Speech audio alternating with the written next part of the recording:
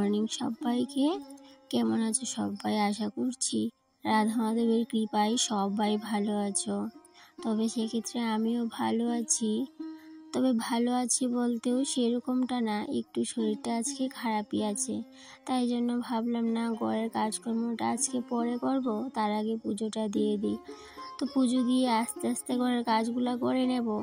আর কি হয়েছে বলো তো, এইদিকে দেখো বাসনগুলো মেজে নিয়ে তারপর কিন্তু সোজা চলে আসলাম ঠাকুর ঘরে। তো এখন কীর্তন করতে করতে পুজোটা দিয়ে দেব।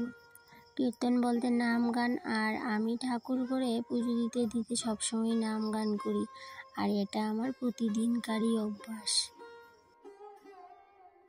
তো জানো তো বন্ধুরা, আজকে হচ্ছে রবিবার, আর রবিবার দিন কিন্তু আমি তুলসী মঞ্চে জল দিই না, কারণ একদমই ভালো না তুলসী দেবীকে জল দান করা রবিবারে, আর তুলসী গাছে হাতই দিতে নেই রবিবারে। সেই জন্য রবিবারের আগেই তুলসী পত্র পেরে রেখে দিই, কারণ কি রবিবারে যেহেতু হাত দিতে নেই গাছে তুলসী মঞ্চেও জল দিতে নেই, সেই জন্য রবিবারের আগে মনে করে কিন্তু তুলসী পাতা উঠিয়ে রেখে দিই।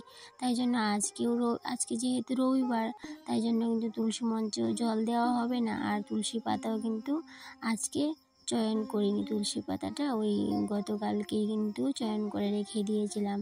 আর সেই সাথে একাদশী দ্বাদশীতেও কিন্তু তুলসীপত্র চয়ন করতে নেই, আর রবিবার সেটাও কিন্তু করতে নেই। তো রবিবার দিন কিন্তু তুলসী মঞ্চে জল দিই না, শুধুমাত্র ফুল দিয়ে এমনিতেই নমস্কার করে দিই। তো যাই হোক, আমি আমার মতো করে নিয়মগুলো পালন করি, সবাই কীরকম করে তো সেটা আমার জানা নেই। তো আমি যেরকমটা করি সেটাই তোমাদের সাথে শেয়ার করলাম। আর এদিকে দেখো, তোমাদের সাথে গল্প করতে করতে পুজোটাও কমপ্লিট হয়ে গেছে। তারপর সারাদিন আর কোনো ভিডিও শ্যুট করিনি, কারণ শরীরটা একটু খারাপ ছিল। তারপর ভাবলাম না, সন্ধ্যের পর যেই কাজগুলো আমি করি সেটাই তোমাদের সাথে আজকে শেয়ার করব। আর এদিকে দেখো, সন্ধ্যের পর চা খাওয়ার পর এই যে ইন্ডাকশানে ডাল বসালাম, আর এদিকে সাথে গ্যাসে বসালাম ভাত। কুকারে ভাতটা করে নেব, তাই জন্য যে চাল ধুয়ে রেডি করে নিলাম। এবার জলটা দিয়ে দেবো মাপ মতে। তো এখানে নিয়েছিলাম 1.5 কৌটো চাল। তো 1.5 কৌটো চালের জন্য আমি জল দিয়ে দেব 1.5 গ্লাস। তো তার সাথে একটু বেশি দিয়ে দেব জল, কারণ 1.5 কৌটো চালের জন্য 1.5 গ্লাস থেকে একটু বেশি জল দিলে একদম পারফেক্টভাবে কিন্তু ভাতটা হয়। তো আমি কিন্তু সবসময় এরকমটাই করে থাকি কুকারে ভাত রান্না করলে, আর আজকেও কিন্তু সেরকমটাই করলাম। এখানে দেখো 1.5 গ্লাস থেকে একটু বেশি জল দিয়ে দিলাম, আর এখন কিন্তু ভাতটা খুব সুন্দর হয়ে যাবে, একদম পারফেক্টলি। তো দিনের বেলাতে রান্নাবান্নাটা তেমনভাবে করা হয়নি, শরীর খারাপের জন্য সিদ্ধ ভাত শুধুমাত্র করেছিলাম। আর ভেবেছিলাম রাতের বেলাতেই রান্নাটা করে নেব ভালো করে, আর যেহেতু শরীরটা এখন একটু ভালো আছে তাই জন্য একটু ভাবলাম যে দেখি কি রান্না করা যায়। আর সেই মতো ডাল বসালাম ইন্ডাকশানে। আর দেখো, ডালটা সিদ্ধ হওয়ার পর একটা পোকা পড়ে গেল। কোন সময় যে পড়লো দেখতেই পারিনি, হঠাৎ দেখে একটা পোকা। তো যাই হোক, এতখান ডাল আজকে ফেলে দিতে হচ্ছে, অনেকটাই খারাপ লাগছিল যে অনেকখান ডাল। তো কী করব, পোকাটা তো দেখো সিদ্ধ হয়ে গেছে ডালের মধ্যে পড়ে। তো যেহেতু ডালটা নষ্ট হয়ে গেল, আর ডাল কিন্তু রান্না করব না, দেখি অন্য কিছু একটা করে ভাতটা খেয়ে নেব, কারণ রাতের বেলা অত কিছু রান্না না করলেও কিন্তু চলে, শর্টকাট করে নেব। তো ভেবেছিলাম মাছের মাথা ছিল ঘরে, সেটা দিয়ে একটা তরকারি করব, কিন্তু সবজিগুলোও কাটা হয়নি, তাই জন্য ভাবলাম না, এটা আর করব না। তো কি করা যায় ভাবতে ভাবতে পরে কি করলাম, শুটকি ছিল ঘরে, শুটকি একটু পোড়া দিয়ে দিলাম। তো সেই শুটকিটারে একটু পেঁয়াজ দিয়ে ভালো করে এখন শুটকির ভর্তা করে নেব। তো হাজব্যান্ড বলল করে দেবে, তো তাই জন্য করে দিচ্ছে। আর এদিকে দেখো 2 পিস মাছ ছিল, মাছগুলোকেও ভেজে নেব, কারণ কি রাতের খাবার অতটাও ভারী না হলেও চলে, হালকা পাতলা হলেই চলে। এদিকে দেখো শুটকির মাখা রেডি, খুব টেস্টি হয়েছিল।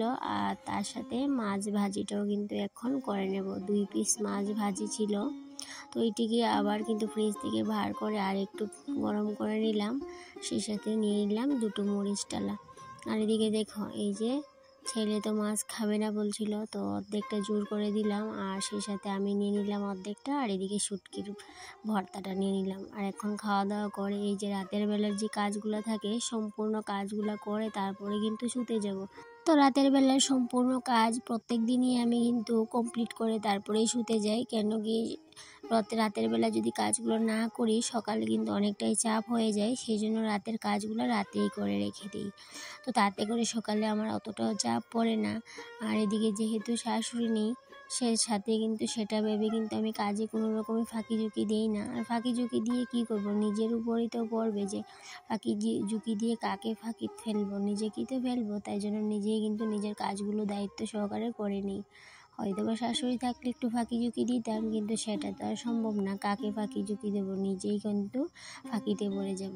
সেই জন্য এই যে রাতের বেলা কিন্তু রাত্র 12টা হলেও কিন্তু আমি রাতে ঘরের সমস্ত কাজ বাজ রান্নাঘরের করে তারপরেই কিন্তু শুতে যাই।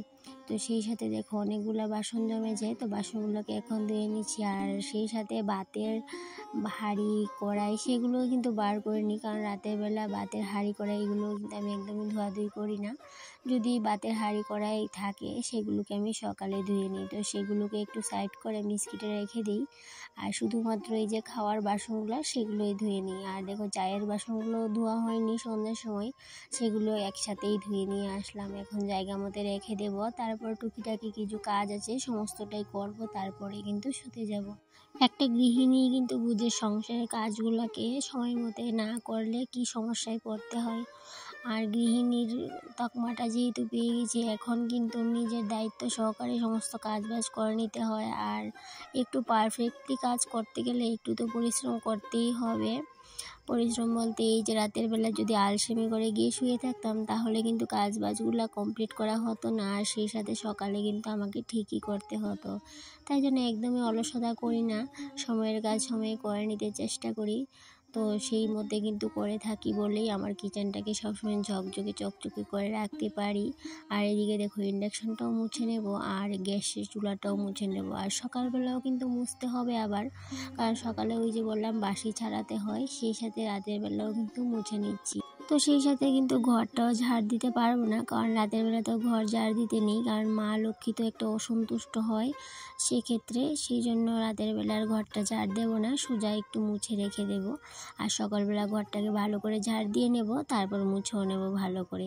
আর রাতের বেলা অতটাও ভালো করে মুছি না, কারণ কি সকালবেলা যেহেতু আমি 30 মিনিট রুটিন করে কাজগুলো করব, সেহেতু কিন্তু রাতের বেলা আর ঠিকভাবে ভালো করে মুছি নিই। আর এদিকে দেখো বোতলটা ভরিয়ে নিলাম, কারণ রাতের বেলা যখন শুতে যাব তখন এই বোতলটা ভরিয়ে ওই আমার সাথে করে ওই রুমে নিয়ে যাব, কারণ কি রাতের বেলা তো রান্নাঘরে জল খেতে ইচ্ছে হলে আবার রান্নাঘরে কে আসবে। তাই জন্য প্রত্যেক দিন কিন্তু রাতের বেলা ঘুমাতে যাওয়ার আগে বোতলটা ভরে তারপর নিয়ে যাই।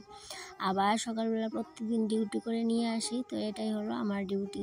আর এদিকে দেখো এই যে টেবিলটা, যেটা আমার প্রত্যেক দিনকার ডিউটি মুছে পরিষ্কার করে ঝকঝকে রাখা, তো সেটাও করে নিচ্ছি। আর এদিকে দেখো এই যে আরেকটা ডিউটি, এই যে প্ল্যানগুলোকেও কিন্তু বার করে রেখে দেবো, কারণ কি প্রত্যেক দিন রাতে এগুলোকে বার করে দিই। তো সেক্ষেত্রে তারাও কিন্তু একটু আনন্দ পায়, আলো বাতাস পেয়ে খুশি হয়। আর যখন আমি ঘর দুয়ারটা আবার গুছিয়ে নেব দিনের বেলাতে, তখন একটু সময় এনে রাখবো, আবার সময় করে কিন্তু বারও করে দিই। তো এইভাবে করেই কিন্তু আমার ডিউটি করে থাকি, রান্নাঘরের ডিউটিগুলা। তো এখন দেখো প্ল্যানগুলোও বার করে নিয়েছি, আর ঘরটাকে একটু মুছে নিচ্ছি। এতটাও ভালো করে মুছবো না, কারণ কি সকালে যেহেতু আবার ভালো করে মুছতে হবে। আর এদিকে দেখো বোতলটাও ভরে নিয়েছি, আবার ঘরের লাইটটা অফ করে চলে যাব, কারণ এখন বাজে রাত্র 12টা, একদম ঠিক 12টা বাজছে এখন। ঘড়িটা তোমাদের দেখাতে ভুলে গেছিলাম, কিন্তু আমি ওই ঘরে গিয়ে দেখলাম একদম কাটায় 12টা বেজে আছে। তো যাই হোক সমস্ত কাজ বাজ কমপ্লিট করে শেষ আমার ডিউটি রান্নাঘরের, এখন চলে যাব শুতে। আর দেখো দায়িত্ব যেরকম শেষই হতে চায় না, এই যে রাত্র 12টা বাজে এখনও দায়িত্ব শেষ হয়নি। তো যাই হোক শেষ হলো অবশেষে। আর সেই সাথে আজকের ব্লগ ভিডিওটা এই পর্যন্তই থাকলো, আবার দেখা হবে পরবর্তী কোনো একটা ব্লগে। ততক্ষণে তোমরা ভালো থেকো, সুস্থ থেকো, টাটা।